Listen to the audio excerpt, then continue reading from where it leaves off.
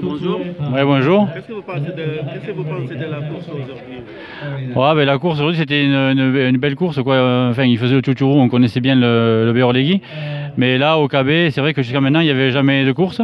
Et moi j'y vais souvent m'entraîner et voilà, je m'étais dit le jour où il y aura une course quoi, il faudra pas la louper. Et puis du coup là ils nous ont fait monter par des chemins vraiment très très sauvages, très peu fréquentés, ils ont rouvert des choses, donc c'était vraiment un très très beau parcours technique, mais bon pas mal roulant quand même. C'était pour les coureurs, ceux qui courent bien quoi. Voilà quoi. On sait que aussi vous êtes entraîneur, vous pouvez nous parler?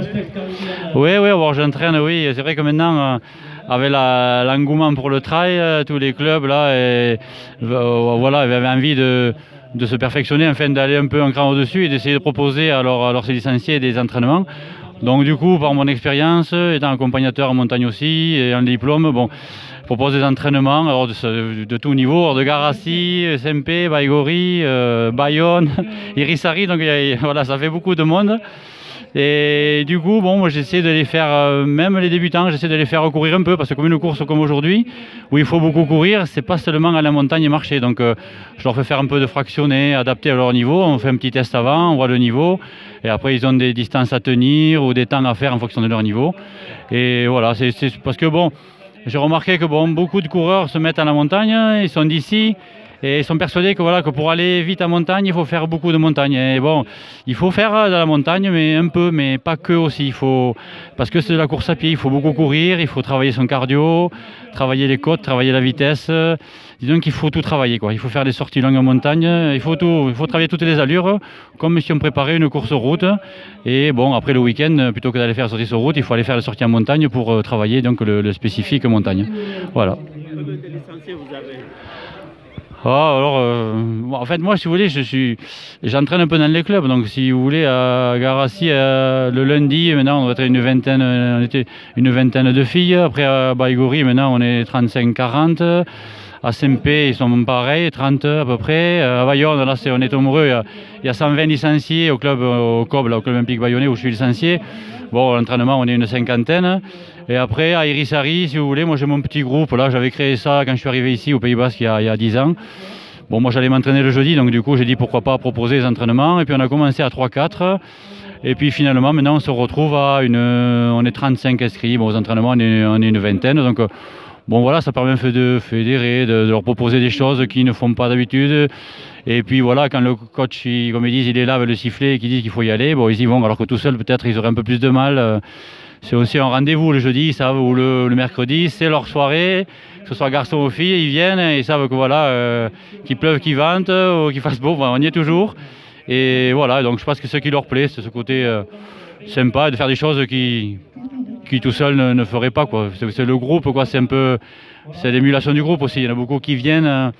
Bon, moi je suis un passionné, j'adore la course à pied, mais bon, tout le monde n'aime pas autant, et donc c'est vrai qu'avec le groupe, ça permet de se motiver, quoi. Voilà. Qu'est-ce que vous pensez, excusez-moi le terme, de vos élèves qui ont gagné aujourd'hui? Est-ce que vous pouvez nous en parler?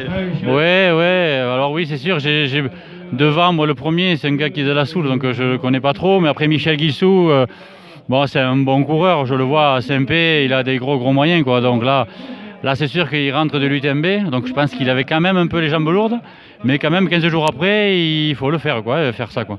Voilà, puis après, bon, derrière, j'en ai pas mal là, qui sont là, mais ils sont compètes, mais après, bon, voilà, on est quelques-uns devant, vraiment, on aime bien la compétition. Et après, mais beaucoup, c'est le plaisir de le faire. Ils s'entraînent pour essayer de moins, comment dire, moins en baver, quoi, voilà, mais bon, ils se débrouillent bien. De toute façon, tout le monde, on a affaire ici au Pays Basque à des gens motivés qui ont du mental, comme on dit, donc quoi que ce soit, l'entraînement si c'est dur ou les courses si c'est dur, bon, ça leur plaît, quoi, il n'y a pas de souci, quoi. Est-ce que vous conseillez ceux qui vont débuter pour la course à la montagne ou sur la route? Bon, ceux qui débutent vraiment, moi je vois, il y en a pas mal qui ont commencé là, à Garassi justement là. Et bon, c'est déjà essayer de... Bon, je leur propose déjà moi un peu de fractionner autour de la citadelle. On fait des petits 30-30, des escaliers. Bon, bien sûr, moins intense que quelqu'un qui est à haut niveau. On fait moins de séries. Mais quand même, il faut commencer à faire travailler son cardio et tout ça. Et cardio et cuisses en faisant des escaliers et tout ça. Et après, le week-end, c'est sûr qu'il faut aller à la montagne. aller en montagne, bon, marcher, faire de la rando, pas forcément faire des longues sorties à courir, hein. C'est peut-être passer 2 heures, mais 2 heures à courir la moitié du temps, marcher dans les côtes. Et après, il faut aussi, ce qui est bien, c'est faire un peu de vélo. Le vélo, ça permet, même pour les débutants, d'alterner un peu cette discipline où la course à pied, il y a des chocs, tout ça. Souvent, au début, on peut se blesser.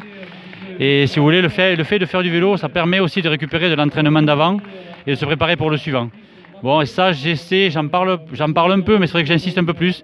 Parce que moi, le plus gros de mon entraînement en temps, si vous voulez, c'est à vélo, quoi. Après, je fais 2 heures, 2 séances de course à pied fractionnées qui représentent à peu près 2 heures, 2 heures et demie de mon temps d'entraînement sur la semaine.